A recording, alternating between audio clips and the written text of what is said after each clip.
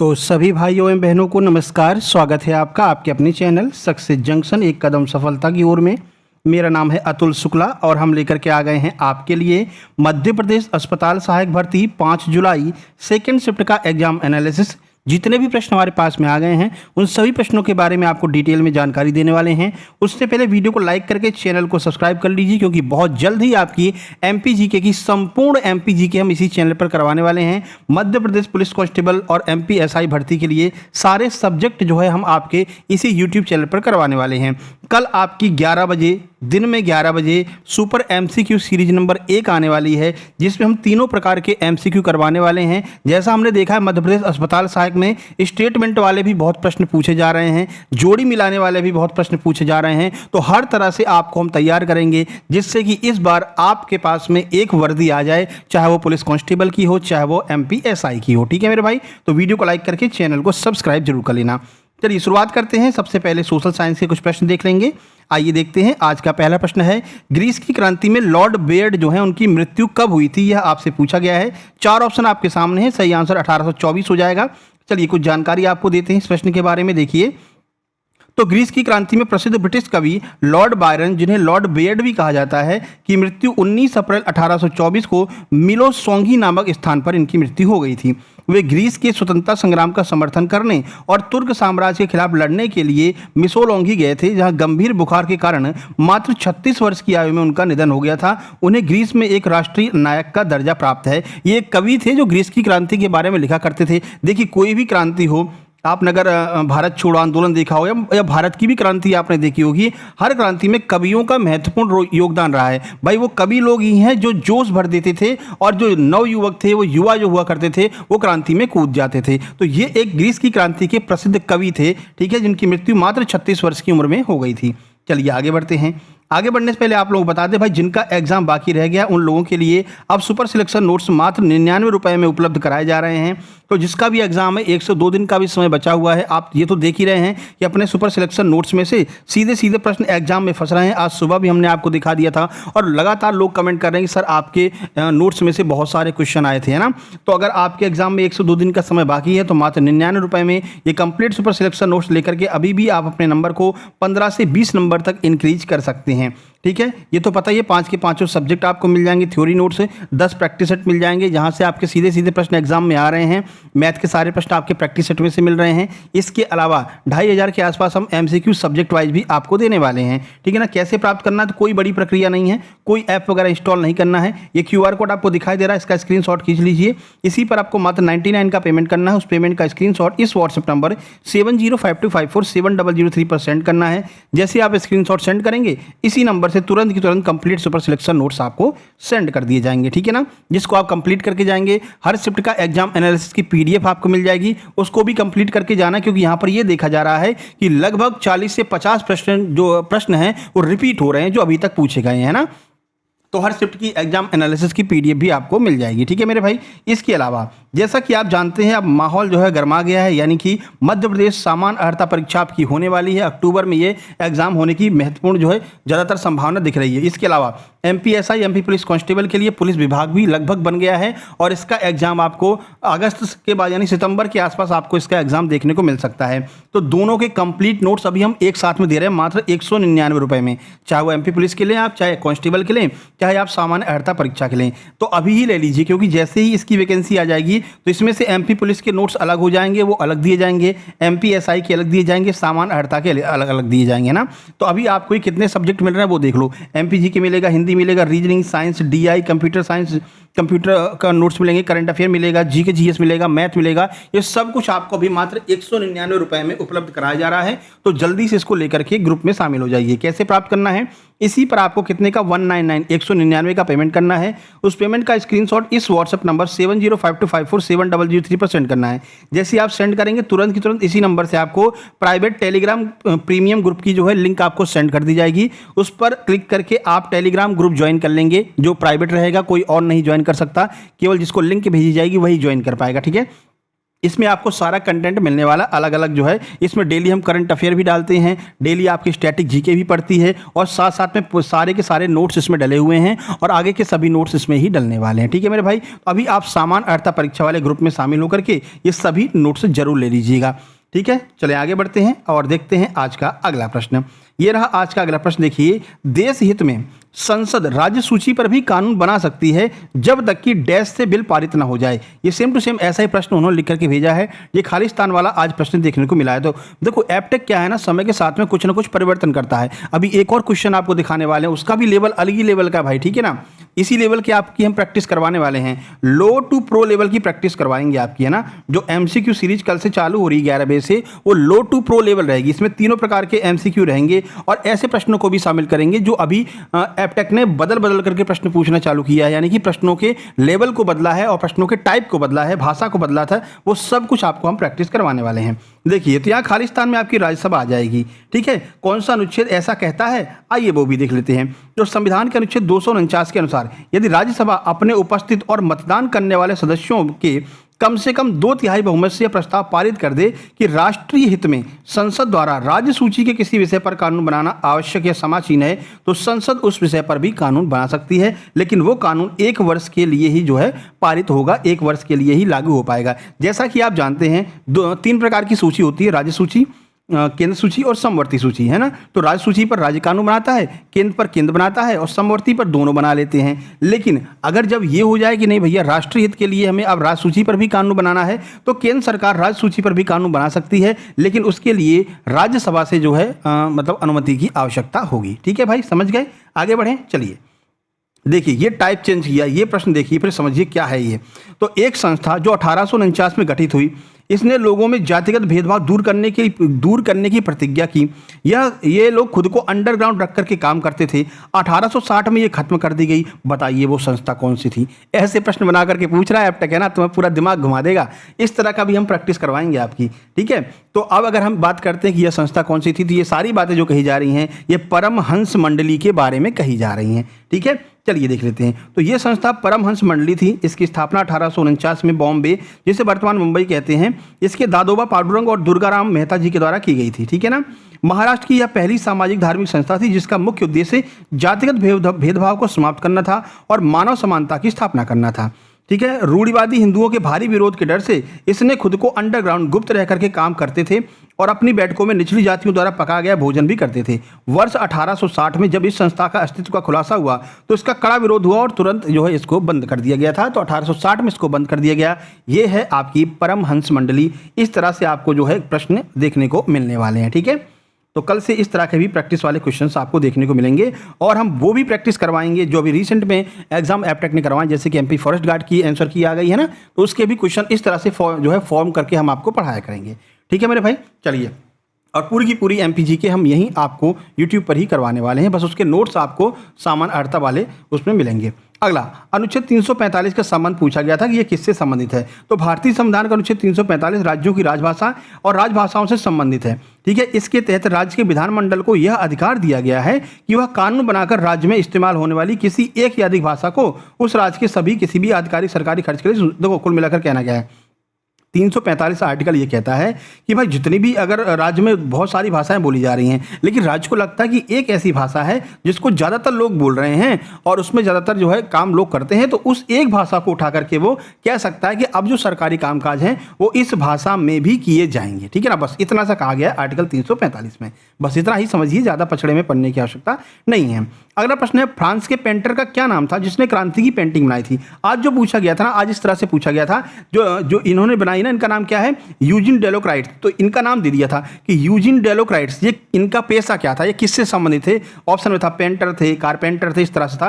Answer आपका painter हो जाएगा, घुमा करके पूछा गया था ना। चलिए देखते हैं, ये तीसरी चौथी बार रिपीट हो रहा है, इसीलिए आपसे कह रहे हैं ये हर शिफ्ट की एग्जाम एनालिसिस की पीडीएफ जरूर पढ़ करके जाइएगा।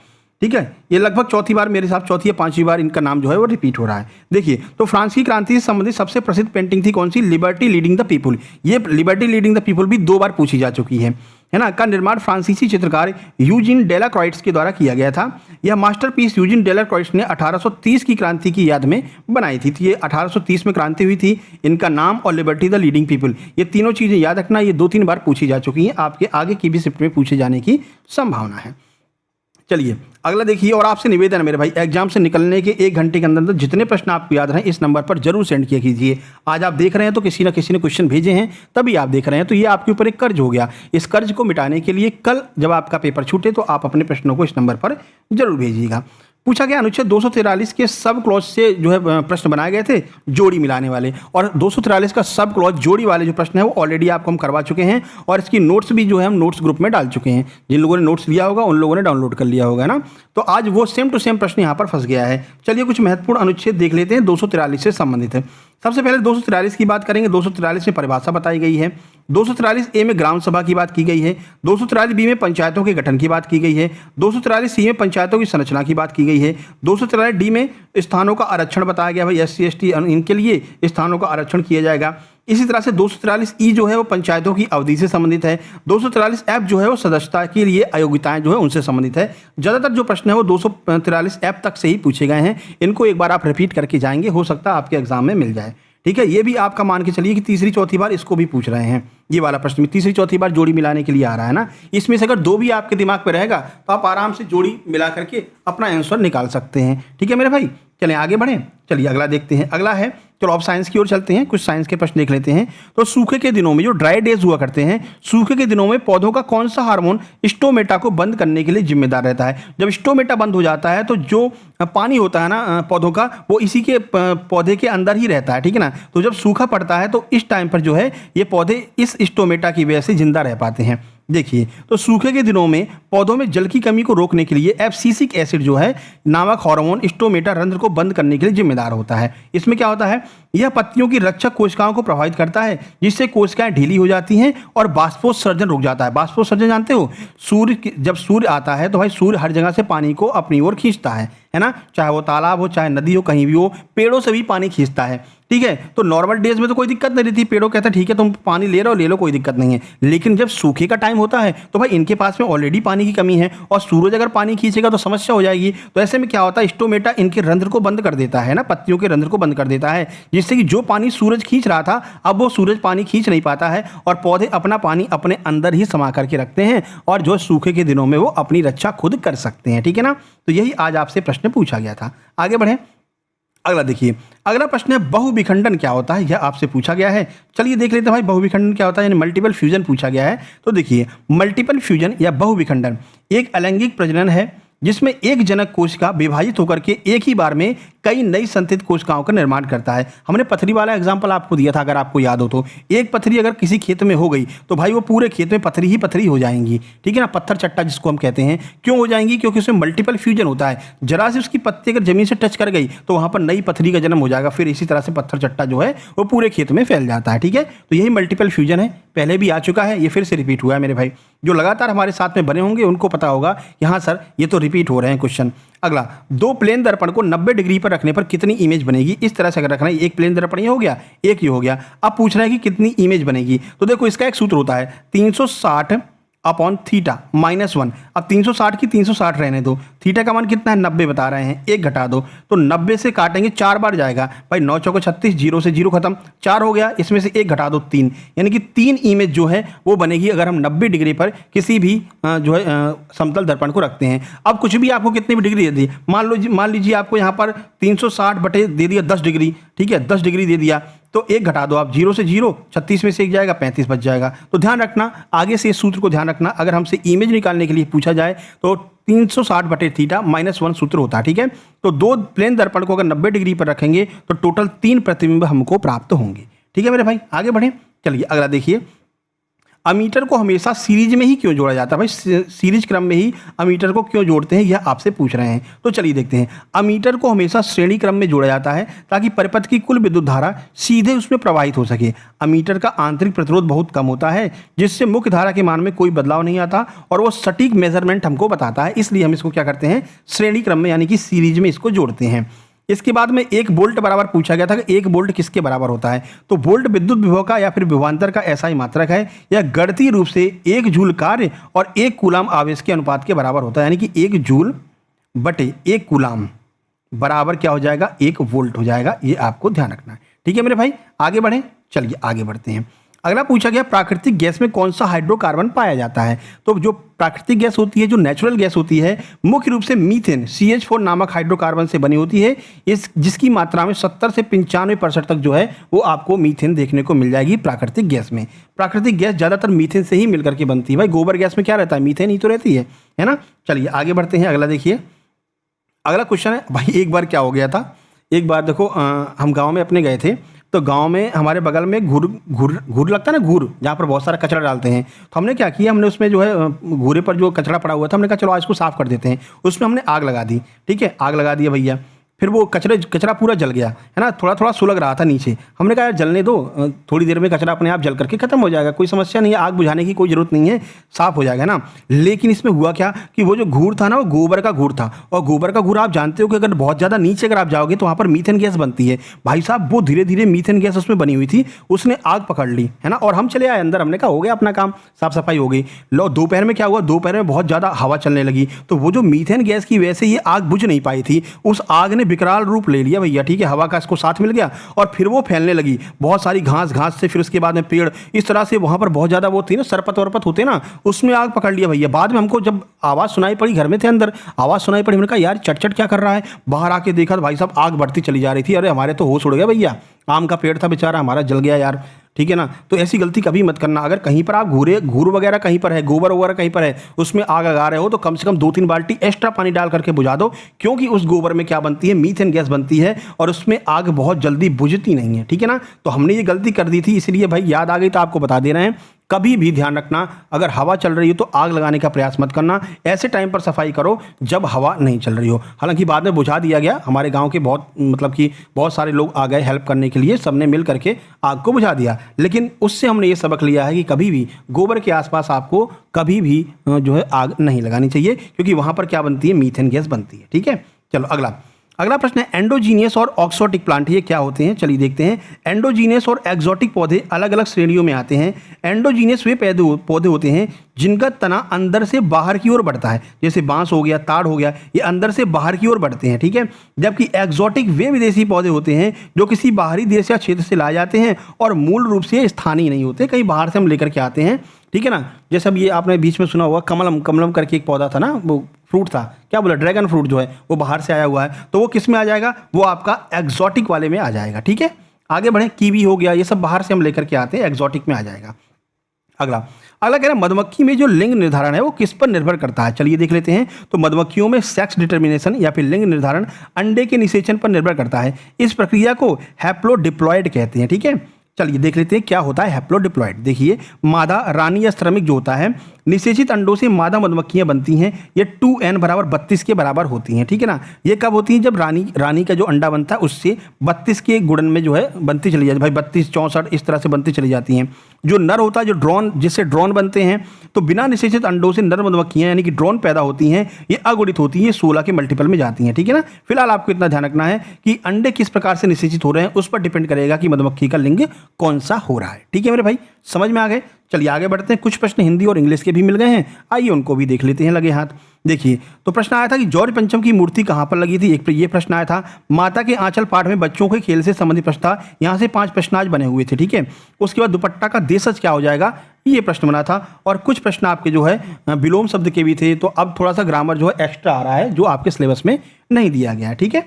चलिए मैथ की बात कर लेते हैं। तो मैथ में ज़्यादातर क्वेश्चन मिल नहीं पाए हैं, और मैथ में बता रहे हैं कि सर उसमें जो है अब आपका मेंसुरेशन वाला पार्ट जो है वो बहुत कम आ रहा है, एक्स्ट्रा पार्ट जोड़ दिए गए, जैसे एज का प्रश्न आ जा रहा है ना, तो अब थोड़ा सा मैथ आपको सरल देखने को मिल रहा है। बाकी जो लोग एग्जाम दे करके आए हैं वो कमेंट करना, मैथ के प्रश्न उन्होंने नहीं भेजे थे जिन्होंने हमको क्वेश्चन भेजे हैं। चलिए बाकी इंग्लिश की बताया सर, डिटरमाइनर के 3 से 4 प्रश्न हैं, इनफॉर्मल लेटर आ रहा है, टेंस के एरर आ रहा है, मॉडल के एरर आ रहा है। इंग्लिश सर बिल्कुल लो लेवल की आ रही है, इंग्लिश कठिन नहीं आ रही है, ध्यान रखना। उन्होंने स्पष्ट लिख करके भेजा था कि अगर जरा सा किसी ने पढ़ा होगा तो इंग्लिश बिल्कुल भी कठिन नहीं लगेगी। तो जिन लोगों ने नोट्स लिया है, हमने आपको टॉप 200 प्रश्न दिए थे, अगर याद हो आपको इंग्लिश की टॉप 200 या 100 सीरीज हमने जो चलाई थी, सो 200 प्रश्न या 100 प्रश्न हमने आपको दिए थे शायद, है ना। उसको एक बार देख करके जाना, मॉडल वगैरह सब कुछ है उसमें, है ना। उसमें हमने सारे नियमों को पढ़ाया है आपको, ठीक है। एरर वाले, ग्रामर अलग से दी है, ग्रामर इंग्लिश की, उसको पढ़ करके जाना, तो वहाँ से आपका पूरा रिवीजन एक साथ में हो जाएगा, ठीक है। तो बाकी जिन लोगों ने नोट्स नहीं लिया मेरे भाई, जल्दी से नोट्स ले लो, अब तो 99 के कर दिए हैं। बाकी आप यहाँ पर देख सकते हैं जिन लोगों ने नोट्स लिया उनका क्या कहना है। सर आपके नोट्स और पहले लिया होता तो रिवीजन करता तो और भी अच्छे नंबर आते इनके, हालांकि 78 नंबर आए हैं। अभी कुछ दिन पहले इन्होंने नोट्स लिया था, मुश्किल से 5 से 6 दिन हुए हैं, ठीक है। देखिए सर, ऐसा कंटेंट मैंने और कहीं नहीं देखा, आपने भी बहुत ज़्यादा मेहनत की थी, ठीक है। बहुत बहुत धन्यवाद सर आपकी मेहनत और मार्गदर्शन के लिए, ठीक है। और बाकी आप ये नोट्स देख सकते हैं, सामान्य अर्हता परीक्षा की जो हम अभी आपको बता रहे थे उनका डेमो आप देख सकते हैं। ये प्राचीन इतिहास है, इस तरह से आपको नोट्स मिलेंगे, आगे इसका ग्राफ वगैरह, चित्र वगैरह सब कुछ आपको मिलेगा, है ना। उसके बाद में ये आप सारे नोट्स देख सकते हैं, ये सारे नोट्स डले हुए हैं टेलीग्राम ग्रुप में, ठीक है। सामान्य अर्हता परीक्षा के और एमपी पुलिस कांस्टेबल की। इसके अलावा ये देखिए भारतीय राज्य व्यवस्था एमपी पुलिस कांस्टेबल 2026-27 के लिए ये पूरे नोट्स आपको बाकायदा डिजाइन वगैरह सब कुछ मिलेगा, पूरा हेडिंग वगैरह, ठीक है। अभी कल ही हमने जो है सामान्य अर्हता परीक्षा में एमपीएसआई, एमपी पटवारी, एमपी पुलिस के लिए भारतीय भूगोल की कंप्लीट नोट्स डाल दिए हैं। ये भी आपको एकदम लेटेस्ट कंटेंट मिलेगा अपडेटेड पैटर्न के अनुसार, ठीक है। तो मात्र 199 रुपये में आपको ये पूरा कंटेंट उपलब्ध हो रहा है, जल्दी से ले लीजिए, क्योंकि जैसी वैकेंसी एमपी पुलिस कांस्टेबल की आ जाएगी, इनमें से सारे नोट्स डिवाइड कर दिए जाएंगे। फिर उस टाइम पर अगर कोई लेगा तो मेरे भाई फिर एमपी पुलिस के अलग मिलेंगे, सामान्य अर्हता के अलग मिलेंगे। अभी पूरा कंटेंट एक साथ में आपको मिल रहा है 199 में, ठीक है।